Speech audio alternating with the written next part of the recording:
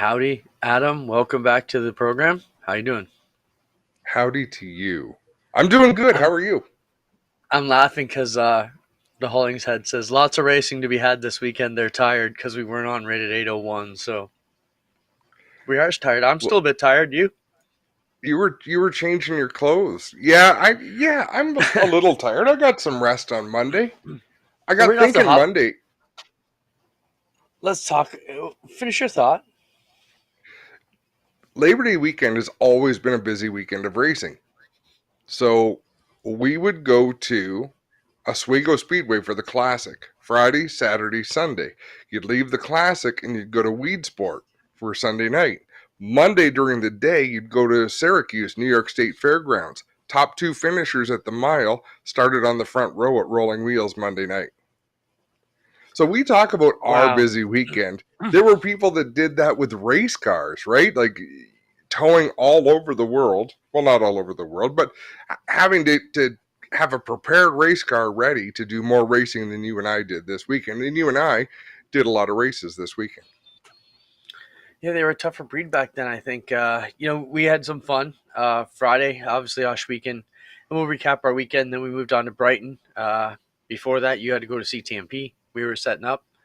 Then Saturday night Brighton. We both went to NASCAR on Sunday morning. Then came back to Brighton for Sunday night, and then you stayed over. I drove home all night. So it's been exciting. But man, it's gonna be over before we know it. The reason I was getting changed before we come on the air is I got this shirt from our new buddies at Dirt Track Nation, and it's a Dirt Track Dirt Devil shirt. And our good buddy Greg Callanan sold it to me. So check it out.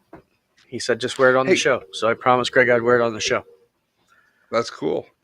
Daredevil makes me think of Evil Knievel. And That's why I wanted it. I just learned this weekend. Do you remember Evil Knievel's Snake Canyon jump or Snake I'm River a Canyon jump? huge I'm a huge Evil Knievel historian, so I know all of it. Yeah. Do you know who promoted that closed circuit pay per view? And it was a bomb. Don't say Donnelly. Don't know who though. It was Vince McMahon. And Oh, really? that was before the first WrestleMania. So when he came back to do closed circuit television for WrestleMania, people thought this is just going to be another one of Vince's flops. But yeah, I No only doubt. learned that when I watched a biography on WrestleMania 1 last night. As soon as I saw this shirt, it reminded me of my crank up Evil Knievel bike that we all probably had at one point, and I was like, oh, I want that shirt. Um, but let's jump into a quick discussion. Let's talk about race car drivers when they win the race. Adam, are they supposed to pose for the photographers? And this was brought up by Alex Bruce, and I don't know if you got the post there, Spencer, or not, but Andy Bichetti won the Mr. Dirt Track USA, and one of the photographers, I think it was Alex, asked him to hold the check up above his head. And Andy Bichetti's reply was, no, it's good where it is. The question, Adam, is up for discussion. Is it the driver's duty to fulfill the photographer's request, pose the way they want, or is the driver just able to celebrate however they want? What's your thoughts on that? The driver can celebrate however they want, unless the photographer asking is the photographer hired by the track or the series to do the job. So Can it's I what stop you you right sign there off to on. debate it? Yep. Can I start? Because just point by point. So, what you just said is Dale Callan is our photographer at Schweeken. Derek, Bill Oldroyd, whoever's around, they are not the official photographers. So if Dale Callan asks you to lift up the check, you're supposed to do it. But if Bill or Derek asks you, you're not, by your Exactly. logic. Okay, go on. because because there's obligations, and the bigger the series, the bigger the check, the bigger the obligations. So Matt Minor is the photographer for the NASCAR Pinty series. He is obligated to take a picture of the driver getting out of the car, the driver on the car with the checkered flag, the driver putting the winner sticker beside his name on the race car. There's a laundry list of photos that he is obligated to take. But beyond that, there is a laundry list of obligations that the driver is in order to get paid, in order to earn points and be able to cash a check, the driver has to do what the driver is listed to do. Those are all things the driver is listed to do, plus the press conference after the race, media availability, and on down the line. And that is the price you pay by signing up to have these races. Having said Okay. all that, I don't know if Dirt Car mandates that. I don't know if Howie Commander does, but you bet your ass if Andy knew it was a Howie Commander initiative, he'd flip and do it. So I see what you're saying. And with that being said, there's I don't think I've ever had a deal or an obligation where we said how they had to hold the check or present the check or whatever. It just had to be out there. The other point to that is, I agree on the NASCAR side because there's a very extensive process that gets put together for an entry blank that every driver and team has to apply and sign for to be part of the NASCAR series, which is a lot not like that on the dirt. Most likely you show up, you draw, and you're in the game like we are at Oshweekend. With that being said, even a lot of people said, well, why didn't you just move up the schedule at Oshweekend like you normally would when you're ahead of time? Because there were 13 meetings to decide that the flag would be at 9:38 exactly. It wasn't about the time to start moving. And NASCAR actually moved our race up. Now that we're talking about by half an hour, so kudos to And them. But do back you to the know why they discussion. Yeah. do that? Well, tell me. Because the NASCAR machine, right or wrong, I'm not defending it, but it's how it is. There are people in Charlotte, there are people in Daytona who have to do things when that race happens. It has to do with timing and scoring. It has to do with the information that goes out. Like it's a corporate machine. So it's not just as easy as saying, okay, we're going to start this at 9:15 because your people in Daytona and your people in Charlotte are prepared to go at 9:38 if that's what the case is. And we've Yeah. had moments where timing and scoring didn't work properly, at least what was communicated outwardly, because someone changed the agenda without someone else knowing. I'm not saying it's the right way to do it. I'm just saying that's why it is. Conversely, I don't think we need to do that for, say, the APC series because there are no such obligations, except maybe, and we don't know this, but Luke Ramsey's boss likes to watch the races, but Mm-hmm. not go to the races. So it could be as simple as that because Ivor wants to watch the races and we tell him it's going to be at 9:30. That's what time it's going to be because he writes the checks. You're not wrong in that regard. Just want what everybody's thoughts were. Um, there always seems to be sometimes a bit of trouble between the photographers and certain racers. I mean, I know one time when the photographers were upset that there was too much reflective vinyl on race cars. It got everybody riled up over that too. Um, Oshweekend wrapped up our sprint car champions. Want to congratulate Lucas Smith and Corey Turner. Um, I'm not sure how far we got into the discussion last week, and I think we did. I think we talked about Lucas Smith offering up his race car for the executives who were going to be coming to the Fresh Stone Brands ride along the next day. Lucas came out, was fantastic, gave a lot of attention to the executives, helped them get in and out of the cars. He was fantastic. And it was just good to see him come out and then to go on and win the championship Friday with some wild racing. Spencer, I don't know if you got any clips of that, but it was unbelievable to see these guys slicing and dicing. Lucas certainly was not points racing on Friday night, Adam. Talk about some of the action there as things are going. Here's a quick look at all the action from Friday at Oshweekend. It was very difficult to pass on Friday. Right. And Brett Stratford even talked about risk versus reward. He wouldn't stick his nose in certain places because he just didn't feel comfortable that it would pay off for him. Lucas Smith did stick his nose into those places. Like he would drive down into a hole that was only half there. And if there'd have been contact, it would have knocked him out of the race and knocked him out of the championship. That was the move for the win in the sprint, the amazing sprint car feature on Friday. So, I mean, Lucas did what he needed to do and then some. Because the best way to win a championship, Clinton, and we've seen a lot of them, is to win. Right? So Yeah. often you do your podium. Okay, let's bring in the champion. Corey Turner. He probably had one of his worst performance nights of the year. So he's finished worse this year, but on Friday night, he actually, for a car that finished the race, it was probably one of his weaker performances, but they were having to protect what they had. And rightfully so, it won him the championship. So we saw two contrasting styles on how these drivers got to their titles. Yeah, great to see, the sprint car guys go along and talk about some wild wrecks there. Jacob Dykstra and Mac Demand both with wild crashes on the backstretch. Adam, I was talking to Steve Lyons today, and I said, Steve, from where my vantage point is, Ashweek, and looking down the back straightaway, I see guys coming off that turn two every week that barely make it out of there. I'm shocked we haven't seen that happen 55 times already this season, and I'm not kidding. There, so many guys are backing it off right at that last second. Steve says, "Well, the track falls away there." I said, "Yeah, but you got 8 lanes. Why are you dancing with the devil that high?" I don't get it, but I don't know whether the new walls change their perspective on things a little bit, but they're racing it a lot differently. Two vicious wrecks, like absolutely destroyed. There wasn't a thing left of the Mm-hmm. Jacob Dykstra car, and not much left of the Mac Demand car either. Both of them were really badly destroyed. And they really were both avoidable crashes, Clinton. And I think both of those drivers would tell you the same thing. They just got to a point where they couldn't save it, clobbered the wall. Like, it's not like someone forced them up there or someone dirtied them. That was where they were trying to run Friday night. Yeah, some wild aggressive action. Speaking of aggressive actions, that wraps up Bush weekend. This weekend we bring in the Sportsman and the Modifieds back, and it'll be Thunderstock and Mini Stock Championship night. Not really much drama there. Dave Bailey's been cleaning up all season long, and so has Tyler LaFontaine. Both of them have been really kicking ass, so no surprise that they're going to most likely be crowned champions this week. Doug Leonard's on here in the chat. I don't think there's a way they can lose, Doug. I'm not going to hold you officially to it, but I'm pretty sure if they toe into the pits, they're both going to be champs, most likely.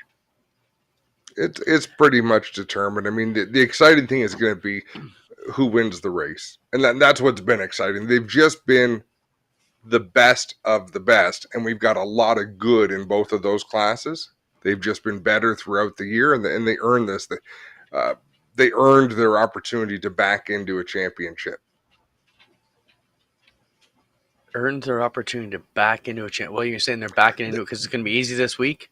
Yeah, they gained so much of an advantage all year long that they can be comfortable. They can go for it. They don't have to be conservative. So by backing into a title, they can race as hard as they want and take chances because they can't lose it. All So I'd right, I'll coast into accept a that logic. championship. Not That's better. Backing into it sounds like someone gave it to them. Let's bring on our next guest, a gentleman who's never been on our program before, new to the G-Force team, mysteriously flies all over the place. Let's fly in Abby Solomon, our drone pilot, who has been probably, other than Spencer, the greatest addition to G-Force TV. Abby, welcome to the program. There's a lot of questions I know you get asked. There's a lot of topic of what you've done.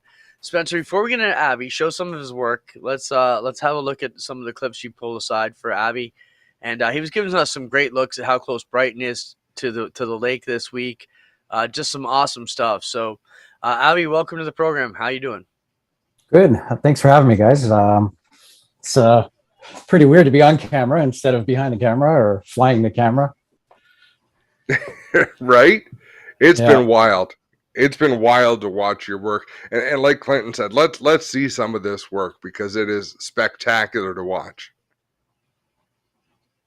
Great view. Like, Adam, you've been in Brighton for years. You don't realize how close it actually is to the lake and the canal, right? And this is some awesome stuff and a great element that Abby's been able to bring us to the action. Even like the flying stuff over the cars. Abby, a lot of people think you've been into this for a long time. You told me before we met this summer you had never done anything other than one drift car event. Is that correct? Yeah, I've done a couple drift car events, but I've worked on a couple other YouTube shows also. A couple track shows and stuff like that, D-Box Garage. But I've been flying drones for about 7 years. And my wife got me one for a Christmas present, and look at me now. Has there been a moment this season, Abby, where you scared yourself? Like where you thought, I'm about to land in a race car. There's been a couple times. I can't remember specifically. There's been more than a couple, I can say. Like a lot that's not on air that I've come pretty close. Now did we lose never one know, on Friday? Right, Now we knew on Friday. What happened Friday? So once in a while they do go down, right, Ab? Okay, so out of like I've lost 3 so far this year, and that's the most I've lost in my career at any kind of track event or anything like that. So yeah, but it does happen, and it's usually pilot error or just making a mistake on which battery's charged and what's not, and because you're cycling through them, they last about 2.5 minutes. So I'm at the track with probably a good 14, 15 batteries, and I'm just cycling them, charging them all night. What got you started? Like, so it was a Christmas present, but lots of people get Christmas presents. You get a fishing pole and you go out and you go fishing. You don't enter the biggest fishing derbies in the world. Like, what made you Yeah. gravitate towards high performance drone operation? So, well, my wife got me a little toy one, and that's where I kind of found out that I really liked them. And then I was going to upgrade, and I was going to get one of those slower moving ones that we had the Brighton shot with. And then I saw a guy fly through an abandoned hospital with the drones that I got, and I was like, I can't be taking photography. I want to be doing what that guy's doing. So it started off with a passion of that, and then I was a race organizer also for drone racing in Niagara, and then we held lots of races. We grew the sport really, really well, which you guys are doing with NASCAR and Pinty's and everything else that you guys are doing. And then eventually it grew into kind of like a hobby where I'm kind of getting paid, and now it's pretty much full-time work. Abby, let's talk about you know, is there anything you still want to do? You've been out on the road with us most of the summer. You've seen a lot of the places we've gone to. Is there any crazy ideas you've got that we haven't got to see yet? I honestly, I think we just scratched the surface, guys. Like we're gonna do some really crazy things, and even maybe not with the live stuff, but more of the intro stuff that we can do some really really cool things, flying through some cars, set up stage and some stuff.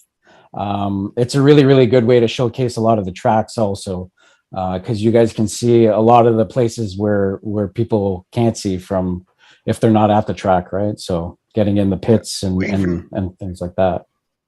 Even if they are at the track, Abby, we talked about that at Brighton this weekend. You were able to show things that people who go to Brighton every single week wouldn't be Yeah. able to see, and it's so cool. Yeah, that was sorry I didn't fly under the bridge. It was close. Well, It's pretty low. I make a lot of requests that don't get. Next Now season. we did have a question. Yeah.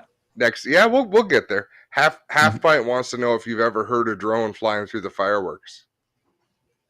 What do you mean, like our fireworks that we do that we fly Yeah, through? when you Yeah. fly into the fireworks, have you ever got struck by shrapnel? No, not once. I try to get hit. Like honestly, no word of a lie. Like some of them are going off like probably feet away from it, and it hasn't done anything yet. No, you're absolutely right, though, Adam. You know, some of the stuff, that's the one thing that we were able to do with GeForce from day one, even before I became along, and he's expanded it and really expanded it so much, was to be able to show different looks of these tracks to people who've been there. Because a lot of people just go to sit in the same seat for 60 years and don't actually get to see the different view and vantage points we get to do, and we're able to bring them in. And the drone gets way better than that. I mean, I see you experimenting more and more at every show, Abby, even with, the anthems now. I thought you were going down at Brighton because he flew. You know where the pit gate is at Brighton, Adam? So I'm looking at the scoreboard where the flags are. All of a sudden, he dive bombs right down to like where the pit gate you enter. And I see there's a truck there with a giant flag in the back. So he starts doing laps around this pickup truck with the flag in it. And I started pissing myself laughing because I'm like, he's on fire. He's always going for it. I mean, let's move a little bit and talk about well, first off, question come in. What happened to the drone on Friday? Was it pilot error? Was it battery failure? And did it survive to fly another day? Here. Now you repaired them yourself, right? So that's Yeah, that's one thing. You're not sending these out. You're like a pit crew. You can fix them yourself. that's exactly what it's like. Like when I say drone racing is like race cars, it's the exact same thing. Race car drivers and drone racers are the exact same kind of mentality. They complain about all the same things, and they love racing, and they're picking out lines, comparing different lines. The only thing is that our lines are 3-dimensional compared to what you guys are doing on the track. right? Like it's 2D for you guys, it's 3D for us, and that's what So was is that left. the one that got smoked? This was the one that got smoked. Okay. So yeah, I got a motor. The GoPro survived, so that's the main thing. Do you have a one that's in condition, in good condition Oh nearby that you can god. show us what the equipment kind of looks like? Bring one Like over to the all of camera if you those? can, Abby. Yeah, Pick one. Pick one. Anyone. Yeah. There's one So what? that's Obviously, the camera's not in the housing. What kind of camera is it going off of, and how you fly? Like, what kind of apparatus are you putting in there? okay. So the camera that you guys watch at home and that you see the feed through that everybody sees in the trailer and everything like that is this camera down here. So this is the video transmitter, high definition transmitter. It's made by DJI. I don't know if I'm allowed to do plugs like that. Maybe they should sponsor you. Absolutely. But yeah, and then it has a video transmitter. We build them all ourselves. That's the brains of the whole operation there. That has the gyro. It's the flight controller. Basically, it's 4 motors, and it's really, really high voltage. So this is a 6-cell battery that we're running off of it. That's 24 volts to 27, I think. And then it just draws a lot of power. There's no aerodynamics to a drone, so it's basically a flying brick. And it's just motors and power, and that's it. That's so awesome. That's pretty cool. Yeah. The most important question. Go ahead. Go ahead. Well, this one, we're going to switch directions here. We've been to about 30 events together now. I understand you're an actual chef, and you haven't made a single meal yet. Like, you have so many fat people around you, and you haven't cooked for us. You know what? Clint actually made me a couple hot dogs the other night. So yeah, see, so there thank you. Yeah, and he was like, "Do you want a hot dog on bread?" And I'm like, "Of course." We're rough. Like I was gonna say no. Yeah, like I was gonna say no. And the rest was bread. So I'm like, hey man, I got a whole pack of hot dogs, but only a couple buns. And we wolfed them down. We had a great time. Abby actually stayed with us and got to experience a bit of the Brighton fun there because he said you grew up in the city and don't get to do a lot of that. Let's talk, Abby, about your chef. You were on Chopped Canada. Talk a bit about that and where'd that all come from while we're on that. Well, I grew up. My father owned a restaurant, so I started cooking when I was about 10. I worked full time from the time I finished high school. I never went to culinary school or got post-secondary. I just grew up in the industry, so I worked my way up, and then by the time I was 20, I think 23, I had my first head chef position, and then I worked my way up. I was executive chef at Lookout Point Country Club, which is a private club in Niagara. It's in the top 100, and then I also my last position was a corporate chef for a restaurant group. Yeah, awesome. But it's been in my blood all my life. It's the only thing I've done, and this is all new, right? So, and here I am making them hot dogs on an outdoor hibachi. Like it was. But did I complain? No, I loved it. No, they were good hot dogs. Yeah. Hey, Spencer didn't complain, and he's the hot dog guru. So, I was happy to see Spencer's name here. You guys got to have Spencer on. Has Spencer been on? No, we don't ever show Spencer's face, and you don't talk about the wizard either. Do you know how many fans are asking about him at the track? They're like, "Are you Spencer?" I'm like, "No, I'm not. I'm sorry." It's been a well-kept secret, and we keep it that way. And sometimes we actually refer to him as the Spencer. The Spencer. We keep him locked away in the wizard wagon. That's what I call it. We don't allowed to talk to him or look at him. He just makes magic happen. He is magical. Wow, you guys have been awesome getting together on all this stuff. Abby, I got some questions on flying it. So when you're flying it, you're actually flying like Superman, right? Like those goggles you have on, when that thing swoops down, you're basically riding that virtual roller coaster yourself, right? Like that's the vision you've got is that thing. Yeah, you must have kind some of wicked dreams at night. You kind of forget about your body. So like if you guys are ever watching me fly, like I got a stupid grin on because it's so fun, but my body is moving like very Stevie Wonderish or like Ray Charles or like very like because you forget about your body. It's not there anymore. You're the drone. You're flying. Yep. Yeah. Wow, that's cool. Yeah. Now, Abby, Sorry, go ahead. Have you ever been like that where you're like, when you're Adam, when you're half asleep and you kind of fall and you wake yourself up out of the dream? Have you ever done that, Abby, where you're like, you know, where you actually scare yourself as you're standing on the pavement? Like I've noticed if my body's not in the right spot before I start flying, like there's been a couple spots where I was like, I can't fly from here, or like up higher, where my body doesn't feel safe, then I can't get into it. Then I'm thinking about my body the whole time, which is kind of weird. Like it's different. It's a different Can we feeling. build Abby a padded cage? Or get him like a harness that he actually we hook him to a harness so he's just free reign to go wherever he wants. He would never fall. Yeah, and I Adam, just you like need to cover it. reconnect. Your video's frozen, by the way. Dip out and come Oh, back. is it? Abby, you're already flying around. You got that scooter getting everybody pissed off. All the old track owners are upset, but we'll work on them, guys. Yeah. What's been the most interesting thing so far, Abby?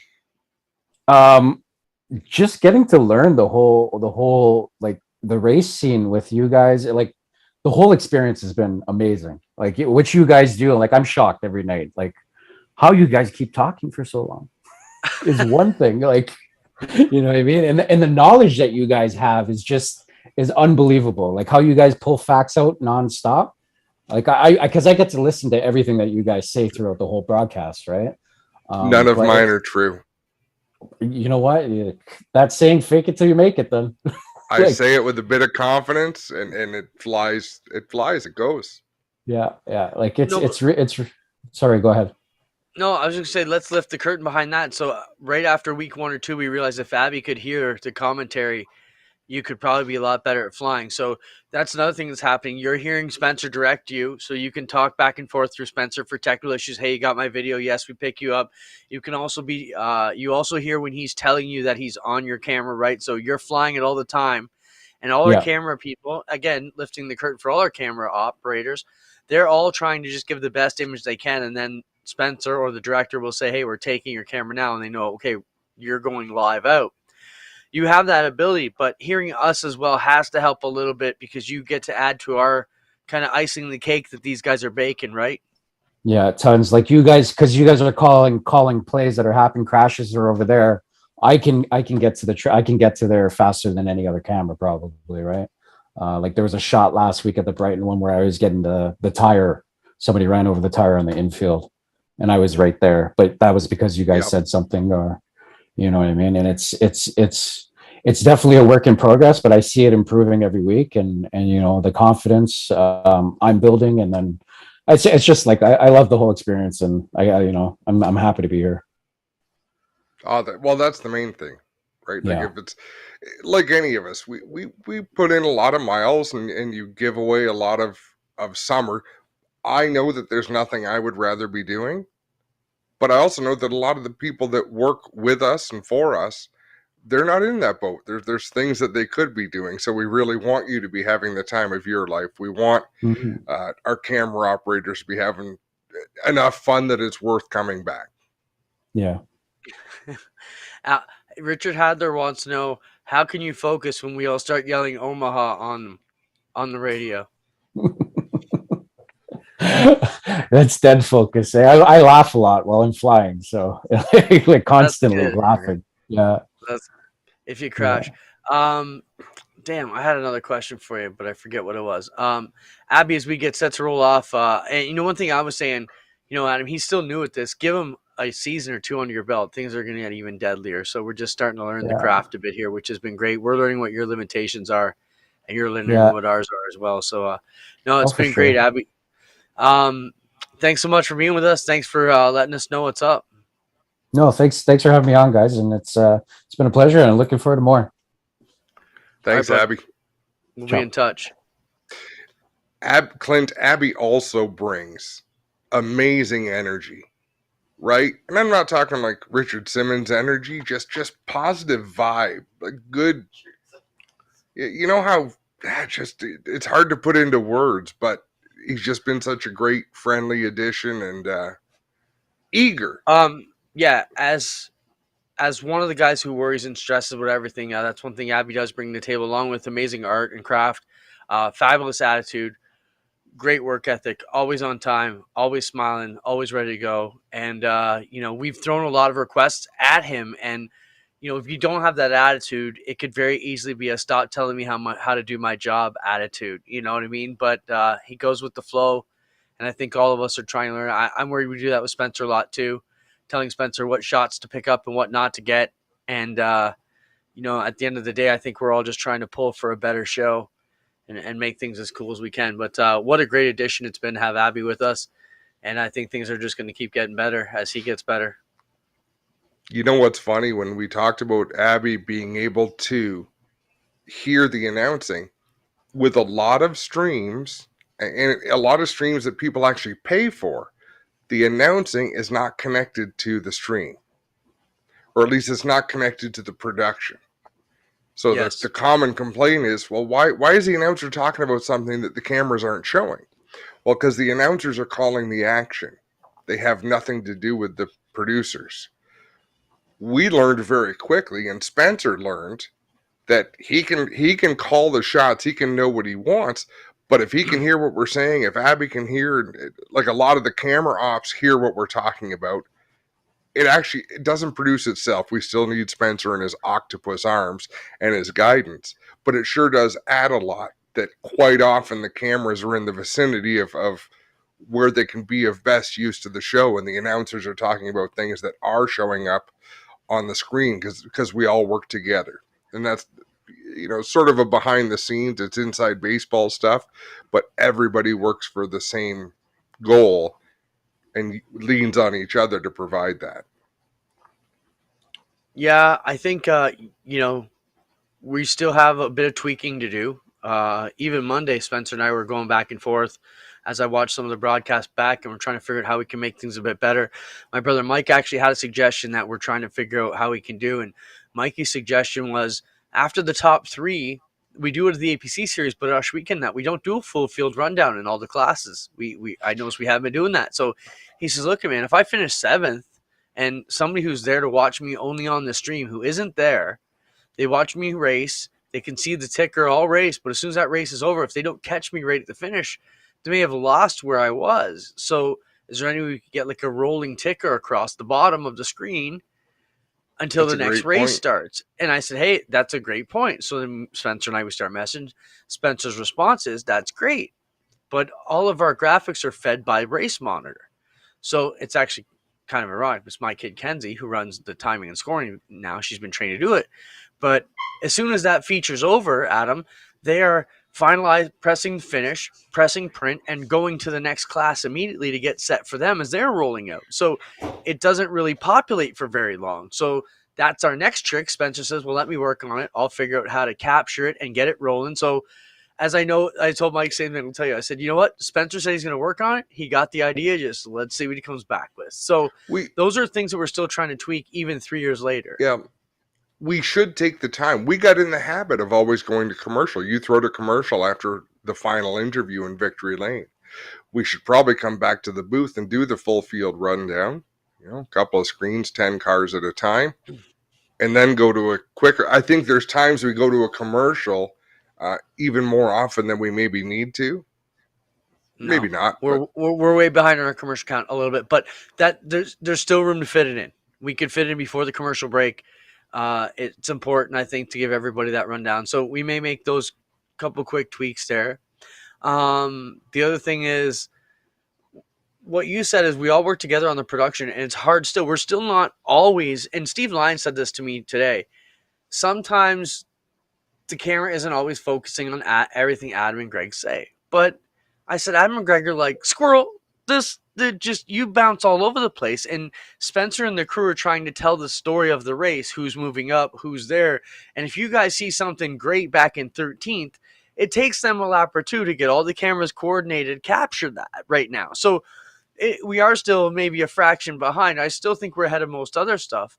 But you're going to see us at Delaware. We're going to try and bring in another camera that will just follow what you guys say all weekend. And that would always kind of be an anchor camera to go back to at all points. Yeah. It won't be maybe as precise or zoomed. Yeah, it won't be as precise or zoomed in on the action. But if you guys say, hey, look at Rick Wilson ripping the outside in 13th, that camera can immediately go to that while the other cameras are still really concentrating on the core story, which is the battle for third and fourth that we've been watching for 4 laps, if you follow where I'm Well, saying. So we will never stop trying to improve because, Clinton, we have never got to the end of an event and said that was perfect. Heck, no, we usually don't get to the end of an event and say that was very good. The first thing we talk about is what went wrong. Like and we're usually pointing at ourselves. Hey, I messed up here, here, and here. Greg doing the same thing. Like we've had many nights this year when we get to the end. Man, I just felt flat, really flat. And I don't think it comes across. I think it comes across okay, but we are our own worst critics. Richard Hadler says, yeah, but that camera will spend half the broadcast just looking at the burger and ice cream stands. Hey, Good if that's one. where the story is, that's where the story is. Grox2448 says his Oshweekend pet peeve is driver intros. Johnny Gibson with the World of Outlaws says he hates tracks that fire the cars before intros. Oshweekend always does this. We never know the full field. Want to comment on that, Adam? I'd be curious where Grox sits because we have a sound system. I would recommend getting headphones because we do go through the full rundown, but not we won't do it while the cars are sitting still. In fact, who was it that said it, Brighton? Why do these sprint cars take so long? Because they don't have a warm-up track. They don't come off fired. It's something we do to keep the show rolling. So I definitely understand. Like I understand that gripe, but we try to combat that by having a better sound system that you can hear over the sound of the cars. But totally, it's driver lineups. I'm not saying introductions, the pomp and circumstance, because sometimes they get long and overbearing. In fairness, I strongly dislike the way Johnny Gibson does driver introductions. Greg and I changed something at the start of this season to do it the way we like it, and we haven't had a single complaint, and it blows my mind that we haven't had a complaint. I didn't even notice what you changed. I'm not going to tell you. That was the other thing I want to mention about Abby. Not one single driver or person has come up to us and bitched about him and his flying being in the way or down in their face or distracting them. Everybody just seems to think it's wicked cool, and they're loving it. And as I said that, he just commented, Aerial Performance Media is Abby's business, so make sure you check it out, APM, Aerial Performance Media. You see some of the other work he does for golf courses and real estate and all that other stuff. What if we did the driver introductions for the next class before the commercial break and actually run the commercial break? So we'd have to have a camera by the warm-up track and run the commercial break during the pace laps where it's too loud for them to hear the driver lineup. You know what? We got 10,000 viewers a night. No, but listen. Heard of it? I love how we're doing it. We're flowing good. It's all right. I'm cool with it. Hey, Rox, let's move on. I got your back, Rox. You can fix it up. Let's talk about season 2 coming up of Friday Night Thunder, Adam. We see the cameras around quite a bit at Oshweekend. I invited Laura she's actually on her way over to Formula 1 race, I believe. And is the Italian Grand Prix coming up? I think that's where she's off to. She said she was going to Milan and go Ferrari, so I assume she's headed over there. Let's talk about this. We have a trailer coming up. Adam, the Friday Night Thunder crew followed Oshweekend drivers and teams through 2019. Then when the pandemic hit through 2020 and 2021, they were forced to kick out on the road with the Knights of Thunder and the Action Sprint Tour, and that's a lot of what it follows. Let's take a look at the upcoming trailer. Their premiere is Sunday night, September 11th on APTN nationwide here in Canada. Make sure you check it out. It's going to be amazing. Roll it, Spencer. This is the Season 2 Friday Night Thunder trailer.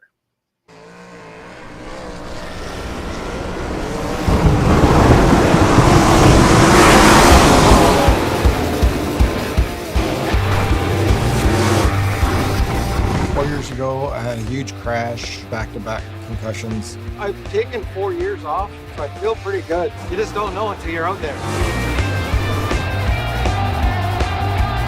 You know, having my son come to the track is really good. Oh, super fast. Checkers in the air. It's Miller who hangs on over Stratford. Was able to hold up everybody to get a win. First heat win. The big story here is this right here, this guardrail in turn number 1. It's never been here in all the years of Hummerstone Speedway's existence. I thought someone was going to get split on that guardrail there. This is my first summer without my dad. It's been really hard. Contact! Oh! I think we have untangled the situation. Alan Downey is going to be the new leader here in the 19D. All of us were like, wait, is he in first? What is going on? We're going back to green.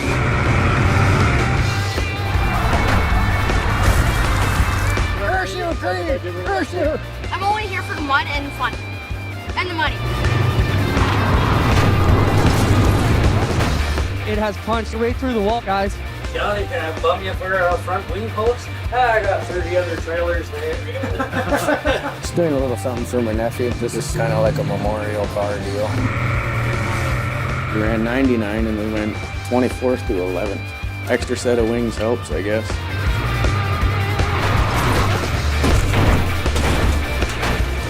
How are you still smiling? The fans need to know that was a horrible wreck. That was a freaking awesome wreck. Battles now to the outside. We have contact for those two guys. I'm 3/4 of my car beside it. I know he can see me. A work top shelf into turns 3 and 4. Elk coming after him. Bumper attack through turns 3 and 4. Yep, that's what he gets for trying to get me.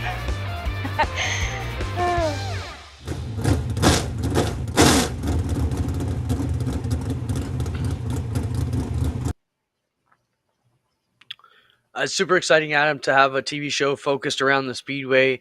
When we first got them out there, I was kind of a little bit, is it just going to be focused on these 6 guys? But they've done a marvelous job of really bringing everybody to the forefront.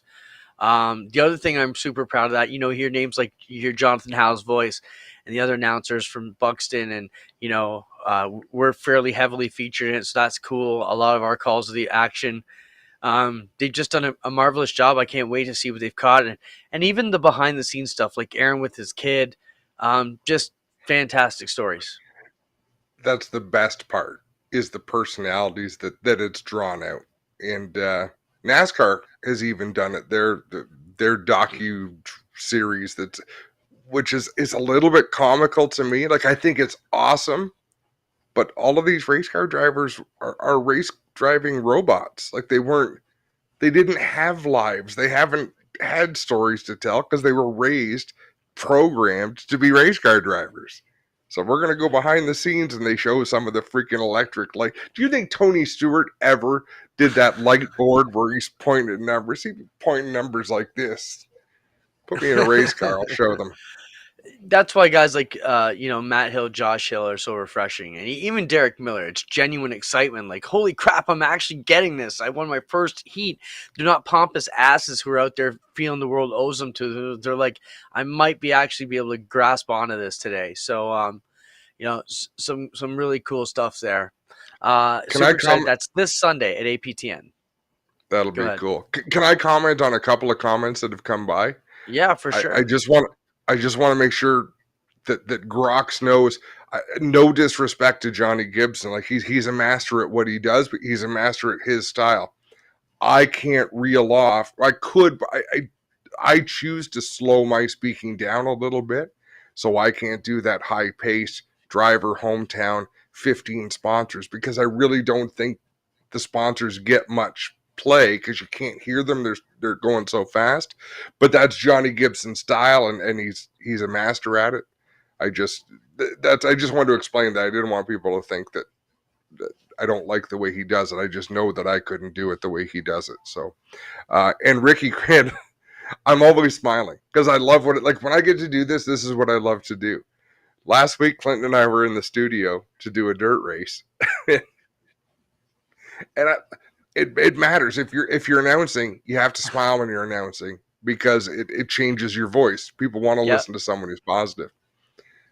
I wasn't smiling because Clinton would make a mistake and stop and ask for a do-over. I just thought it kept. That's where the nickname "Natural Mistake" came from. Every time we had to stop, I'm laughing because I'm thinking if I stopped every time I made a mistake, I would never start. Because it's like it's constant. But keep smiling. Well, you said you never should have told me that we can go back and do it over because I'm a bit of a perfectionist, and if I stumble, I want to fix it. Whereas, Joel said, "Well, I like natural mistakes," and you said, "I was born a natural mistake," and that's how we got it. Let's see. Jake Trotman asks, curious what happened with the start with Turner in the KOT race at Brighton. I don't know if we touched upon Brighton too much. Do we have a highlight reel from there, Spencer? If you want to roll that, we can talk about it.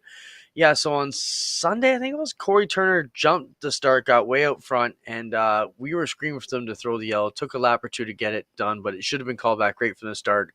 And it ended up being a complete restart with Corey Turner being put back one row. So it was just a bit of miscommunication, but in the end, the right call was made. Took a lap or two to get straightened out, but at the end, I think it all came out how it should have. Spencer, you got a reel from Brighton if you do run it while we talk about it. The laps there only take 11 seconds. So you took 30 seconds to communicate, hey, we need to yellow flag this and start this over. Thank goodness. I almost said it at the time, but I thought better of it. Thank goodness nothing happened in those 2 laps that couldn't be undone. Like a big wreck or something, right? It worked out pretty well. Oh, you know what? I want to go back and look at that one wreck there. We just saw the triple sprint cars. Can you get back to that, Spencer? The 3 sprint cars, my dad actually pointed out, he said, this is something that's got to go down to a highlight reel. It was awesome because the way they bounce, it's like they're perfectly synchronized, the 3 sprint cars. I don't know if you can get back to that, Spencer, but the action's always great at Brighton, always treated good. Anything else you want to add about Brighton? It's just always a good show. Like and we saw great racing in every division that was out. It was a lot of freaking divisions of race cars on Saturday, but they were all entertaining races, and the fans get into it. I love that the fans have drivers they cheer and drivers they boo. It's probably the most vocal track for that, right? Yeah, that's it, man. Like you're either on Team Gregory or you're on Team O'Blennis. That one. There we go. Can you back that up? I don't know what kind of ability you got here. Watch this one, Adam. When they get together here, these 3 right here, boom. My dad said it was like synchronized swimming. It's a neat little. Adam, let's talk about another story. Well, everything went great at Brighton. In the end, I thought most of the cars got out. Mitch Brown wrecked hard in hot laps, but they got back together and got the night through. I don't know. I thought everything was awesome at Brighton. Look at this fantastic show. I love that shot. I requested that. That was by special request. I wanted to see the green flag from the end of turn 1. Great little venue. Yeah, sprint cars put on some amazing racing. Super aggressive all weekend, like banging off the walls. Aggressive the whole night and both nights long. Yep. Jordan Poirier came back to win it, and man, every class looks great. There wasn't a stinker in the bunch out of all the classes we saw. I watched a lot of back. There's a good view of Abby's work once again, who was on the program, and like 3-4 wide. It's got a lot of grooves out there for a small track that's tight. Adam, they use many different lines out there, and it's an exciting place. If you're ever down in Eastern Ontario, make sure you check out Brighton Speedway. Spencer, I just sent you a screenshot. Put it up if you can. Adam, last week you and I got news that Southern Ontario Motor Speedway was closing. And Henry, I had a talk with him, and he said basically it would not reopen under his ownership. We've heard all kinds of stories out there. We're still trying to get to the bottom of really what's going on over there. A lot of the teams are displaced now. They don't have a place to race. This came out on social media from the Richardsons. Southern Ontario Motor Speedway, we collected our winnings from Saturday night's racing. The Chatham-Kent bylaw officer was there standing inside the yellow taped off areas is not approved to use. The main tower, which is 2 stacked seat containers, which would include the concession stand and race control, and the main grandstand was taped off as they didn't have engineering sign-off, but were fully insured last season, and it seems suspicious. that they would shut the track down this close to the end of the season. As car owners and drivers, we are responsible to our sponsors and fans. We would ask what elected officials signed off on this action as we try to make sense of it. The bottom line I take from this, Adam, if it was a situation where engineer drawings were not signed off on, it doesn't matter how much you petition. If it's not deemed safe by the county or the city or the bylaw officers, you're not going to be allowed to use it. Forget about being deemed safe if it was never signed off on previously. Oh, I'm not trying to say it was unsafe. I'm just saying if it hasn't been approved. Right. Okay. Yeah. They may not have come in and shut it down for safety. They may have come in and said it was never checked, or there's a lot of hoops you've got to jump through. Yeah. I was certainly not trying to make it perceive that it was unsafe, because it's solid steel. I mean, I'd climb up in any of that stuff. I wasn't worried about that. But you know, who knows what the real story is? The last talk I had with Henry, he said $2.6 million would buy the place, and he was not going to open it anymore. So I don't know where that leaves it, Adam. A lot of racers down in that area are displaced right now. Their season ended early. I know the mini mods were asking us for a race. I don't know how we could cram anything in our season right now. It's a tough break. What are your thoughts? It sucks. It sucks when it comes to that, Clinton, but it's so hard. To run a racetrack, you have to be a benevolent dictator.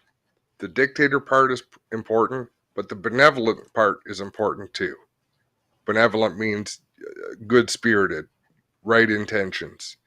And there's a lot of politicking involved in that. And it's a tightrope that you walk to keep everybody happy, and it's important to have the right people in the right places, because when things go off the rail, when something becomes toxic, toxicity spreads so fast. And I don't care who you are, you're going to get tired of living that if you've put so much energy and so much money into it. Now, in Henry's defense, which I don't have a reason to defend him, the culture down there has been a tough nut for a long time, Adam. That's a rough neck of the woods to race. I used to think Hubbardstone was tough back in the day, but man, you know, even our best guy, Doug Leonard, went down there for a season and said, I can't do it down there no more. It's a different mindset, and you know, tough deal. But on the positive side, there are a lot of business people in that region who are race fans, who love the place, who realize it'd be like kind of Brighton had those kind of problems. I'm sure a lot of people who have generational ties to the facility would come forth and try and make something happen. So I don't think it's all doom and gloom. On the positive side, let's talk about what they do have there. A facility that's all new, if they can get whatever red tape they need cleared, if that is the situation. The racetrack is going to be amazingly fast. It put on some awesome shows when we were there. If you get the right recipe of people in there, as you said, I think a lot can happen. They have crowds that every racetrack in Ontario would die for right now. Even to the bitter end, the crowds were massive there, and it can make big money. Fan following. So it's not like you're trying to resurrect something from the dead. People are freaking out to get there. So there's a lot of good things going on. Anyways, let's move on from that. We have a couple other things. We're going to talk about North Wilkesville. We're going to talk about first-time winners. But we need to talk about something that's near and dear to your heart, Adam, and mine, the $50,000 race yesterday at Flamborough Speedway. And we would be remiss if we didn't talk about that and give John Caselli and those guys and all his staff and family the kudos they did for putting up that money to kickstart an enduro. Cam Peterson passed Tech and won it, $50,000 for an enduro race, $10,000 for a second. That is not money to shake a stick at, Adam. Those are some good payoffs. I was talking to Rodney Rutherford today, and he said he almost won it. Like, he had a shot the way they ran it. He got trapped in behind some lap traffic and just didn't time it quite right. So second place for $10,000.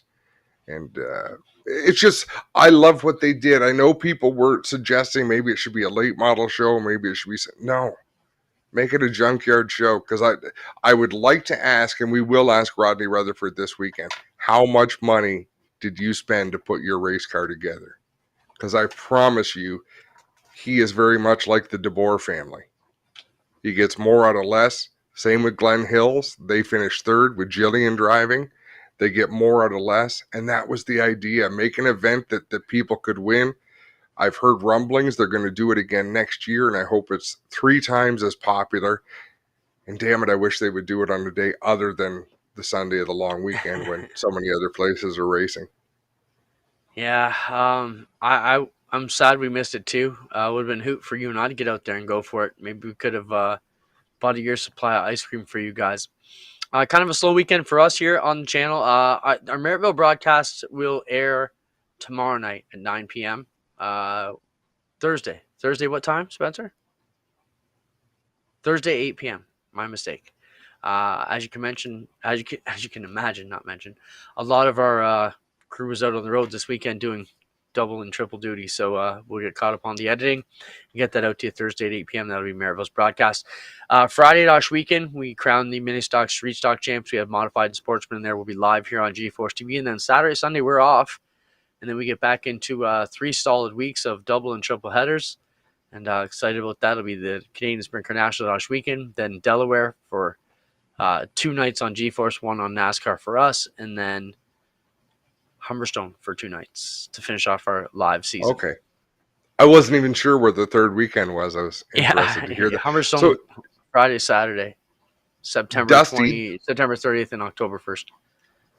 Do me a favor, Dusty, if you're still watching, put a number in that you think if you had to build yourself a new mini stock to go and race at Ush Weekend, how much could you put one on the racetrack for?